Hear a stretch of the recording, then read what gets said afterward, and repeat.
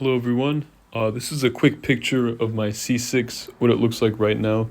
But basically the video you're about to see is just me getting the car all tuned up and stuff when I first bought it. So in this video you'll see me changing anything from license plate bulbs to transmission fluid, differential fluid, shocks, reprogramming the computer, that kind of thing. This was just kind of like a personal vlog I did, nothing too crazy. But one thing you don't see in this video, the first thing I did when I bought the car is it had like these gaudy black and red like seat cover, steering wheel cover, dash mat, trunk mat, that kind of thing. I immediately ripped some of it out before I even started driving. So you'll see like the dash mat on in the video still, but I got rid of that pretty soon after. So I just hated all that stuff in the interior. But the first clip you'll see is me driving the car like literally 30 minutes after I bought it, me driving it home. So just a fun little vlog of tuning up the car. The car is currently doing well. It's in storage for the winter in my garage. I got the battery out of it, that kind of thing. But I just wanted to show you what it looks like now after I did the work, that kind of thing. This was the most affordable manual C6 I could find in my area this summer. So enjoy.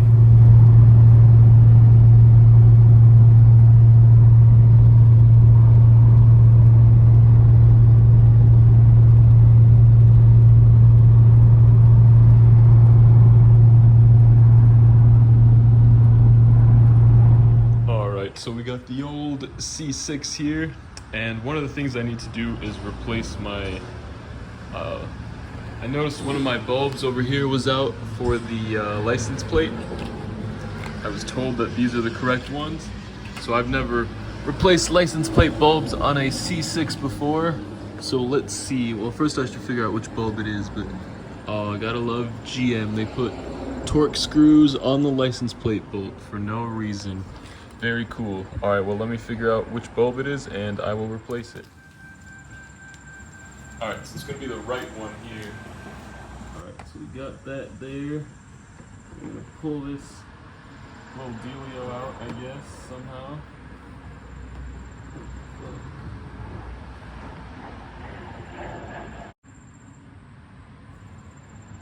All right, we're gonna make sure it's working before we, you know what, actually, while we're here, I'm going to replace the other bulb. It's probably not too far behind, and the lighting might not be even, so let's do that one as well.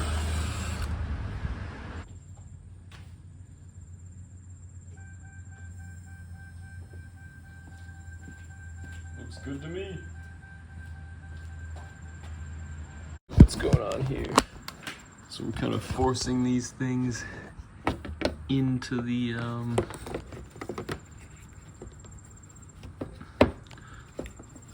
bumper, and then you sort of got to find the right angle. Cool. Cool. This one is not happy. Alright, so the previous owner, for whatever reason, freaking boomer, installed these god-awful puddle light things that don't even work. And even if they did, it would be stupid. So we are gonna just yoink these off here.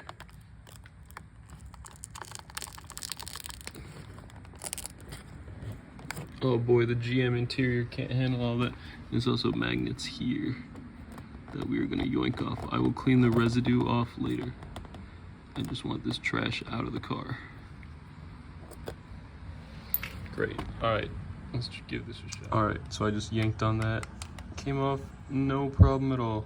What a pile of trash. Alrighty, same deal on the passenger side. Magnet left a bit of residue, but this trash came off without any issues. So there's that. Have fun with that. Going in the trash. Alright, so this is the one thing I hate about the Corvettes is getting these things jacked up in a garage. Not always the most fun situation.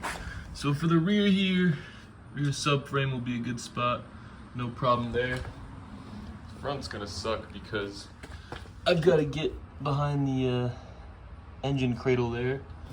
And doing this in a garage sucks. So I'm thinking I'll drive at least the front end, onto some wood blocks. We should maybe have enough clearance in the rear, but we will see. So I'm gonna start it up and see what happens. All right, so I did get the old girl jacked up. It is about 90 degrees today, so I am sweating, but you got this going on up front with the rear cross member, and then the rear is kind of sketchy.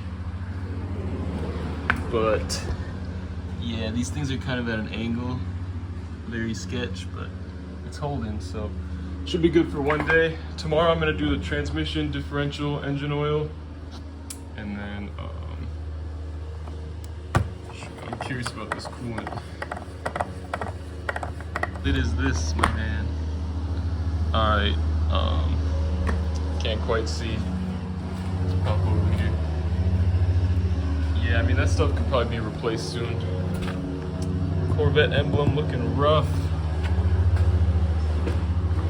Since I have time, might as well do the cabin air filter now.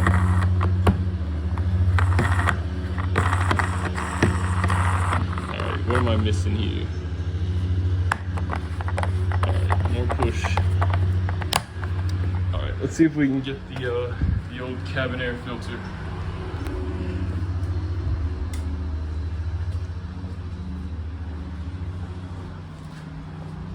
And she's right over here. Let me figure out how to undo this bad boy. Looking at all the leaves and stuff, I'd say she was due. Let's get that stuff out of here. Sorry, I know my finger's in the way. I'm trying, guys. All right.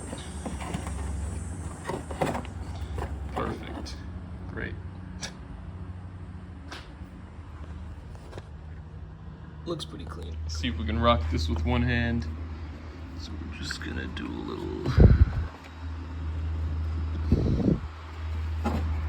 little squeeze in the middle there, and she should push in.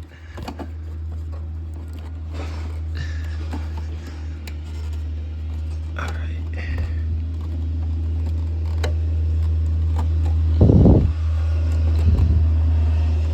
There we go, looking good. Get our cover back on and we're good. All right, now for the air filter. We got two of these bad boys, obviously. Should be pretty straightforward. Let's get her unclipped there. And should just pull out. Oh shoot. Alright, let's see. Just like that. We'll get the new one on and call it good. And bam, just like that, two new air filters.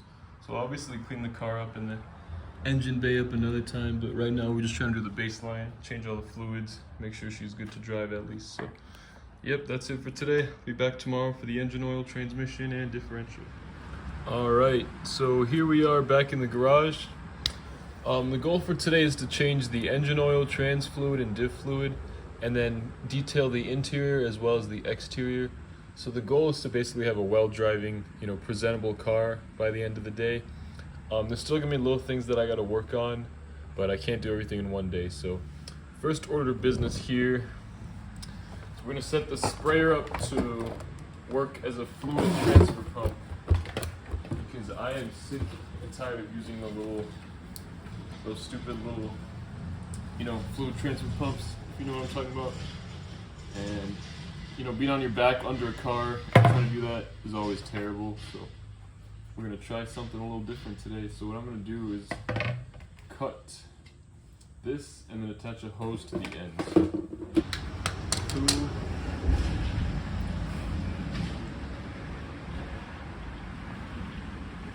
Alright, so because I cut it in a stupid way, the opening is a little small. So let's see if we can widen that up real quick. Let's start draining all the fluid. So I'm gonna get a pan under the engine, and then we will do the transmission. All right, so we got the oil change underway. There was a little bit of metal on the drain plug, but from what I see on the form, it's not super uncommon. Mine had a 13mm drain bolt. Yours could be a 15, so keep an eye on that. I will get the filter out next. Luckily, the oil changes on these engines are pretty easy, so I'm sure you understand the process. No worries there. So we'll get all the old oil out and get moving on the transmission. Alright, so changed the transmission fluid, diff fluid, everything like that. Went off without too many issues. Got a little greasy under there, but it is what it is. Detailing the interior now. There's a spot I was working on over here. Hopefully it'll dry out and match the rest of the carpet. Just gotta do the interior, check the tire pressure, things like that. I took it for a wash, gotta clean the windshield still, but she is coming along nicely. Not bad for a cheap C6. Alright, so a little C6 update. Obviously the interior and stuff, everything's been detailed. Did all the fluids, got a little messy. There's plenty of videos on it, nothing crazy.